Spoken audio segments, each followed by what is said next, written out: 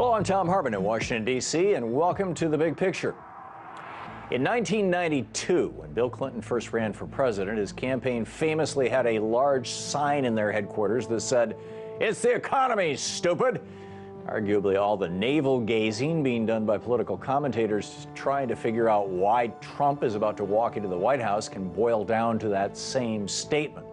As Thomas Piketty and others pointed out recently in an article for the Washington Center for Equitable Growth, from 1980 to 2014, the average pre-tax income of the bottom 50% of individual income earners stagnated at about $16,000 per adult per year after adjusting for inflation.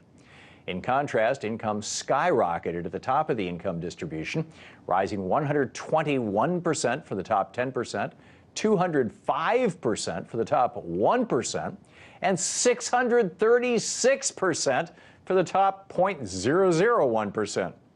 That much promised and much hyped income growth, promised by both Reaganomics and Clintonomics, failed to materialize for more than half the country. So it's still the economy, stupid. Given the importance of this, let's do a deep dive into our economy with one of our nation's most brilliant and thoughtful economists, Dr. Richard Wolff, professor of economics emeritus at the University of Massachusetts Amherst, visiting professor at the New School in New York City, founder of Democracy Works, and author of the new book, Capitalism's Crisis Deepens, Essays on the Global Economic Meltdown. Dr. Richard Wolff, welcome back. Thank you, Tom. Glad to be here. It is always great to have you, sir. This year, we arguably saw the rejection of neoliberalism in the United Kingdom with Brexit and here in the U.S. with Trump, although, in both situations, there are obviously other factors at play as well. But broadly, is the neoliberal era over? And if so, what comes next? Well, I think it's over in the sense that the glib suggestion that letting the private sector, the big corporations, do their thing with minimal government intervention, which is what neoliberalism basically means, that is some kind of quick and easy way for prosperity for everybody. Nobody in their right mind still believes that.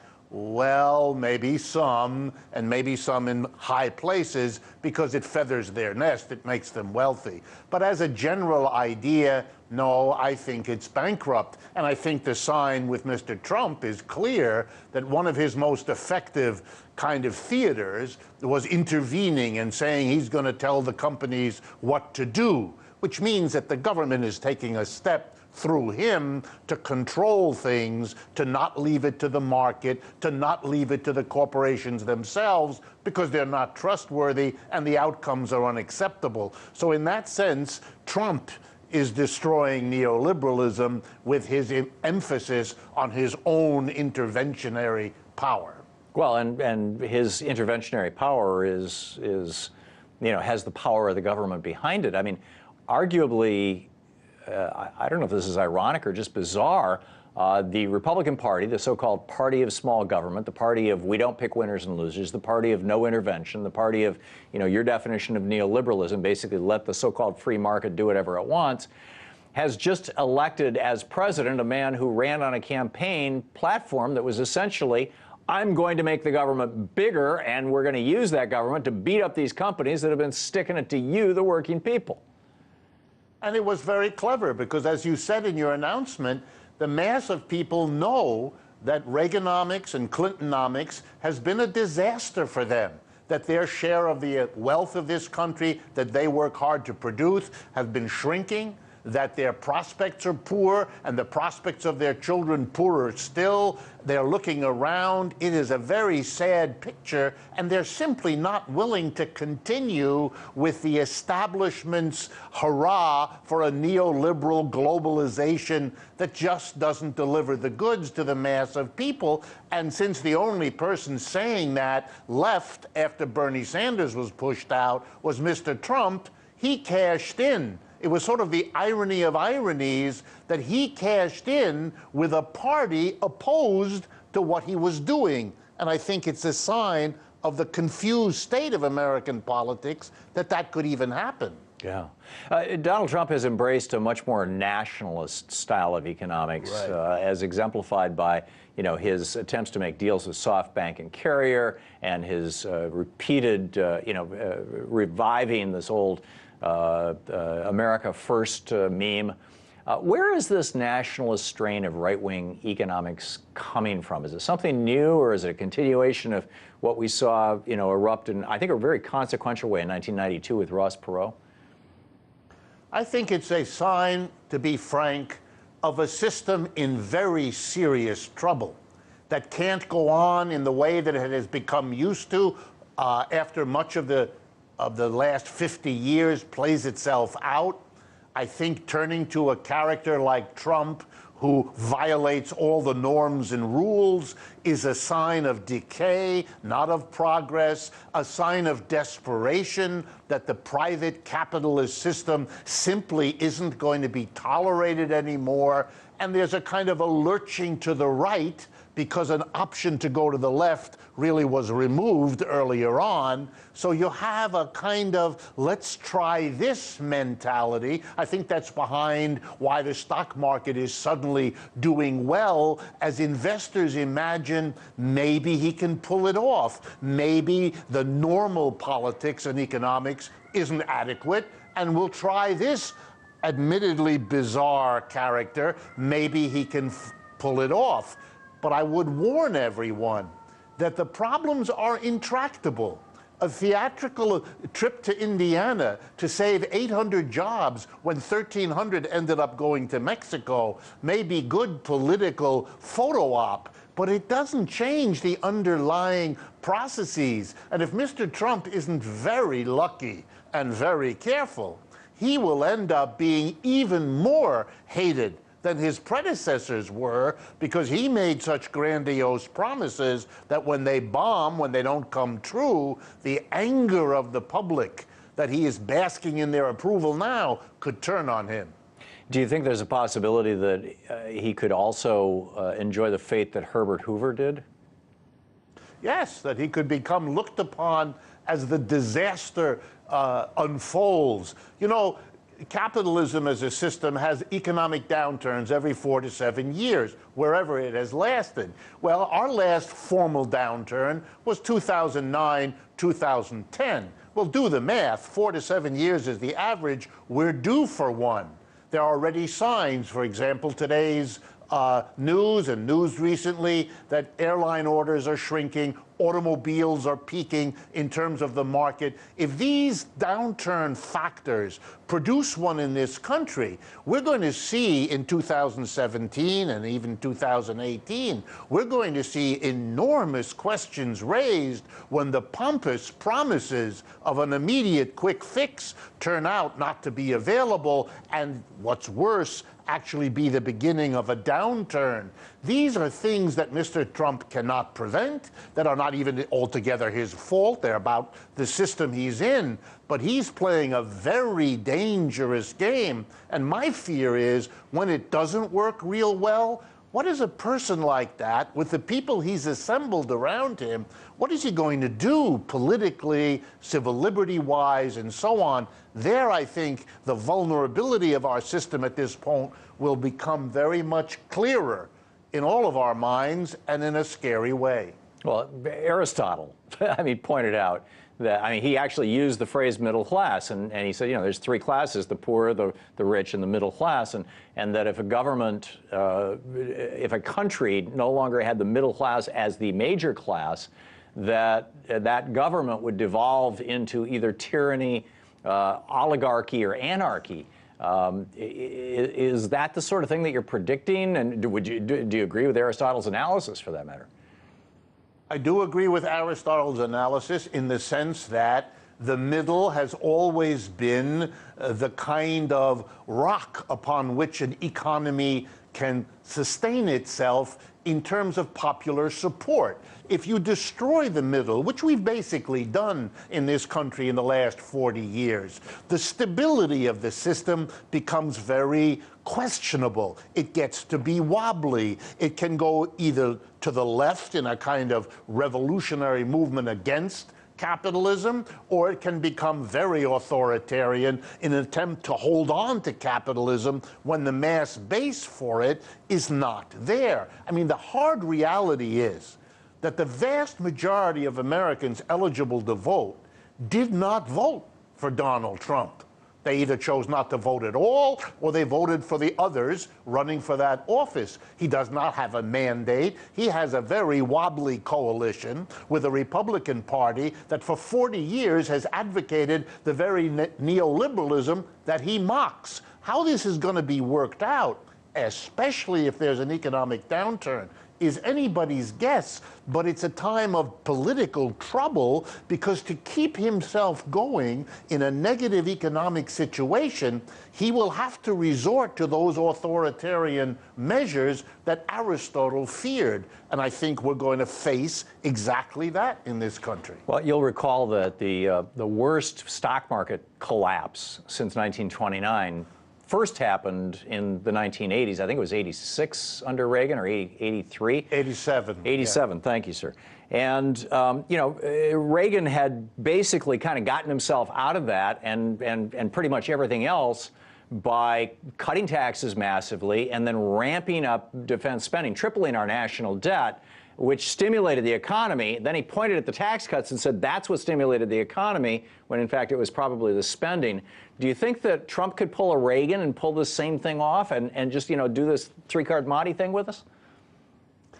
Look, you never know in advance, and 20/20 hindsight isn't really useful. So let me point this out. Because it worked once doesn't mean it will work again.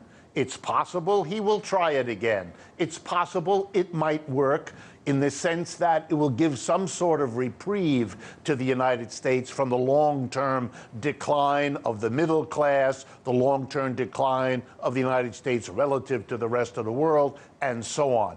But that is a long, long shot, a low-odds kind of gamble for a president who is a minority elected president to take a long shot like that. That is either ignorance or desperation, and my guess is here a little bit of both, that he hopes somehow this magical flim-flam will all work out for him. He's not dealing with the underlying inequality. He's really doing nothing to prevent that from continuing. One of the strongest ways you got a middle class in the 40 years from the 1930s to the 1970s was to give strength to workers, unions, and all of that. He's decimated all of that on top of what has already happened. It's not a good prospect for him to succeed. Yeah. More with Richard Wolff right after this break.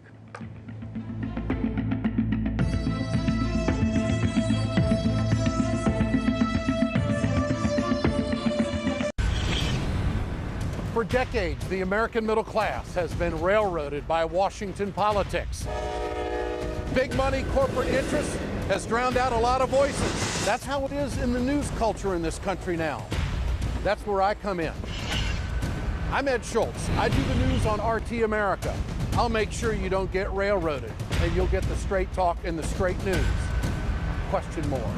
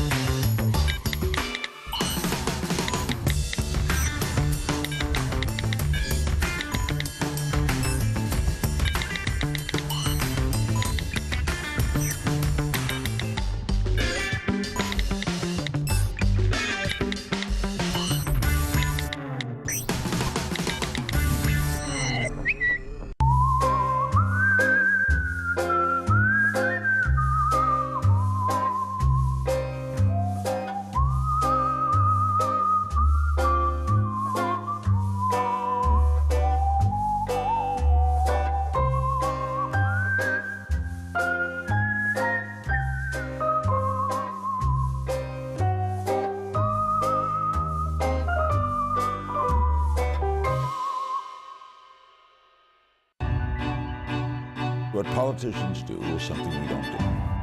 They put themselves on the line, and they get accepted or rejected. So when you want to be president, what would you want to be? What would someone want to be president? What's it like to be president. It's like when the phone rings at 3 in the morning. Can't be a good call. I'm interested always in the whys and the hows. And Q Larry.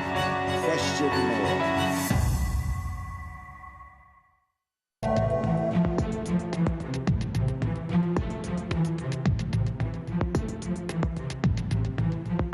Welcome back to The Big Picture. I'm speaking with economist Richard Wolff, professor of economics emeritus at the University of Massachusetts Amherst, visiting professor at the New School in New York City, founder of Democracy Works, and author of the new book, Capitalism's Crisis Deepens, Essays on the Global Economic Meltdown. Dr. Wolff, there's a lot of talk here in the U.S. about Rex Tillerson and his ties to Russia. Shouldn't the bigger story, particularly given, that we're seeing really dramatic weather effects right now as a consequence of the melting of the Arctic ice, his bringing all these, basically petro-billionaires and petro-millionaires into his cabinet and as advisors and whatnot, isn't that really a much bigger problem? Absolutely. Look, he has surrounded himself with more billionaires than anybody else. He has surrounded himself with folks from Goldman Sachs, having attacked them during the race. This is either a hustler president or somebody so lost in the public relations game that he is just distracting everybody from what it is he may do, if even he knows it. But yes, Exxon is in trouble for having hidden climate science for decades. That was inimical to its profits. The people around him have nothing to do with rebuilding a middle class, have never engaged in any such activity, have been following the big bucks wherever they could find them. I mean, these are people who are the last ones you would expect to have any idea about, let alone a plan for, to rebuild an economy like this. The nationalist gaming, we're going to make America great again, it's lots of words and hand-waving, but there's no practical way, given what we know about how economies work, to make any of that happen. And the mere fiat statements of Mr. Trump are not going to undo what the history of these people he's gathered around him tells us about how they think and what they're likely to do. Dr. Wolff, Trump looks like he's going to take a harsher tone or a harsher line toward China, at least so far with his tweet storm, setting aside possible violations of the Logan Act, which forbids U.S. citizens who are not government officials from negotiating foreign policy. He recently said China should keep that drone. And frankly, setting aside the kind of general craziness of it, if he really seriously picks a fight with China, or if moves the United States into a protectionist mode in a fairly rapid fashion, could that be destructive to the United States or constructive long term? At this point, it would have to be counted as destructive. Here's the reasons.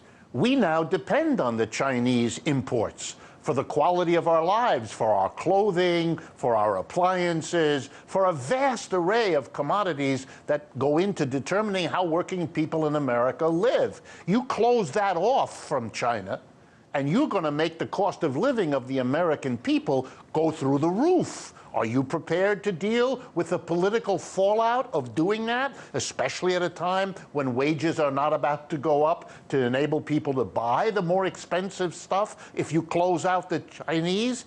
I don't think so. If you remember that half of what comes from China comes from subsidiaries of American corporations who have poured hundreds of billions of dollars into those investments in China to produce there and bring back here. Those companies, bottom line, are going to fall through the basement. They're not going to be happy. They're going to turn against the government that undoes their investments like that. To build a capacity here in the United States to offset all that, that will take many years, and that's very risky. Who knows when the policy will be changed? None of these things that he flashingly talks about are manageable. And here's a last one that will frighten the audience, but you have to understand. The Chinese became the second economy in the world after the United States, and in some ways is already equal to the United States. It did that over the last 30 years by building its industrial structure around one basic reality: exports. The Chinese people didn't have enough money to sustain an economy growing like that. The way the Chinese were able to do it was to produce for the rest of the world. If you close off the biggest market in the world, the United States, to the Chinese, you are threatening their entire economic foundation. That is a kind of economic aggression that in the past has led to war, military war, because you're leaving people with no choice. However that plays in the United States, for people who don't see how to connect the dots, this is a very, very dangerous way to think about solving America's problems. And yet with a $600 billion a year trade deficit, isn't it incumbent upon us as a nation to, I mean, basically we didn't have trade deficits from George Washington until, I think probably around the early 1990s. I'm sure you would know better than me. Isn't it incumbent upon us to do something to reduce that trade deficit? I'm not talking about necessarily, declaring an all-out trade war with China or Mexico, but somehow changing our trade policies? And wouldn't that also open up a lot of opportunity for American entrepreneurs to build factories to fill in the blanks of what's no longer being imported? Right, but unfortunately, to do that, you've got to take into account the interdependent world that the United States has at least as much responsibility for creating in the last 40 years than anyone else does. Right. You can't just say, well, we're not going that anymore, we're changing direction. The rest of the world has adjusted to all of this, and they're not going to just walk away or lay down to be convenient to the United States solving that problem. You have to put people to work. Do it, but you got to do it in some relationship to the needs of the rest of the world. Otherwise, we're going to blow up this planet of ours, not even waiting for the climate change and the physical problems, but we're going to blow ourselves up in an absurd effort to solve the problems of one nation by disregarding what it does to the others. That's a kind of neoliberal way of thinking about solving the American problems. That's a luxury we don't have anymore unless we play a kind of crazy nationalist game in which what happens in the rest of the world doesn't concern us anymore, and that will come back to bite us in a very soft part of our anatomy. So how do we get back to trade surpluses, or at least a balance of trade? Or is that not all that important or desirable? Well, it depends on how we deal with the rest of the world. If we cultivate a peaceful world that we can rely on the supply of goods coming from abroad that can be made more efficiently over there than they are here, then maybe we could, over time, make an adjustment that meets our needs. Maybe we need to put people to work not on the basis of profit, which is how it's done now, but on the basis of the social needs we have to have people have meaningful work lives in a society that welcomes that and supports it. We would have to ask questions about a system that has gotten us into this dead end of bad choices. That's why I'm a critic of capitalism, because it's the system that keeps plunging us into these choices that are scary which way we go. At a certain point, instead of just asking which of these bad directions is the less scary, let's ask ourselves, what about a system that only employs people if it's profitable to do so? Maybe we should employ people because that's what people want and need, and we as a society can do that if we don't make ourselves hostage to the profit of a few as the only way to move forward. Is what you're discussing essentially what FDR did with the CCC and WPA? Basically, there's things that need to be done. The government has money. We will be the employer of last resort. Absolutely. He took those steps at that time because the anger of the mass of people about the Depression made them move generally in the left direction rather than the right direction. What FDR didn't do was realize that in order to make that solution he moved towards permanent, You can't leave the power, the decision-making power of this economy in the same old hands of private enterprise. He didn't take that last step to say that's not an acceptable way of doing things. So as soon as old Roosevelt died at the end of World War II, the very people who he superseded by having the government step in rolled back the New Deal he had pushed through, got rid of it. His mistake was to leave them in a position of owning the profits and being able to use them for that rollback. If he hadn't have done that, we might not be in the fix we're in now. That's the key lesson. He took the steps, but was afraid to go far enough to make them unrollbackable, if I can use that bad English. Yeah, no, it's actually a great phrase. There's lots of discussion right now about automation and its role in deindustrialization. What do you make of that conversation? Has it played as big a role in job loss as mainstream economists think, or is this just a distraction from a conversation we should be having about, for example, trade or perhaps even a guaranteed minimum income? Look, there's no question in my mind that automation is a serious, real phenomenon. Capitalists look for ways to save on their payroll expenses, either to pay workers less, that's why they go abroad, or to have less workers to pay in the first place by replacing them with machines, which is what automation means.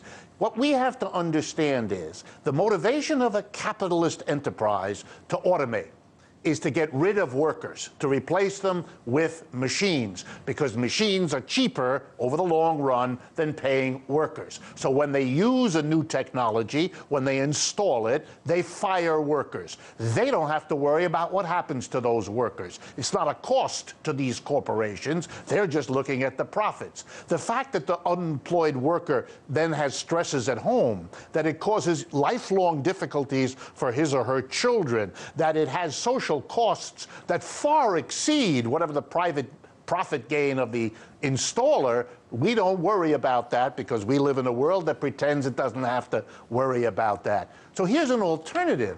Suppose when a new technology comes in that makes us need 20% less workers, instead of firing them to make profits for the company, we reduce everyone's work week who works in this industry by 20%. Solves the problem, takes care of the need to do what technology promised, to make life better for all of us.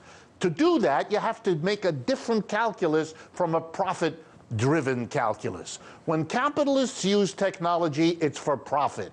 For the mass of people, what technology could and should do is make life easier, and that requires system change, or we don't get that. Amen. Professor Richard Wolff, it's always a pleasure to have you, sir. Thank you. Thank you, Tom. And that's the way it is tonight. And don't forget, democracy is not a spectator sport. Get out there, get active, tag, you're it.